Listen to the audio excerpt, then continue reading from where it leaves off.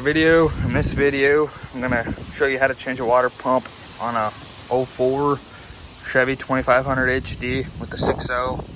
Should be the same for like the 4.8s and 5.3s. All right, guys. So the first thing you're gonna do is take your fan shroud off. There's two 10mm bolts, one right here on this side, and there's two tabs, one on each side of the shroud. Move this out of the way and lift that out. And then you're going to take your water pump wrench and stick it in the holes right there. And I already got it broke loose, but you know, break it loose or whatever.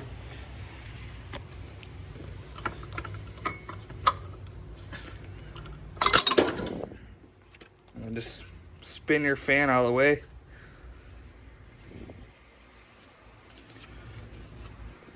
Loosen it up.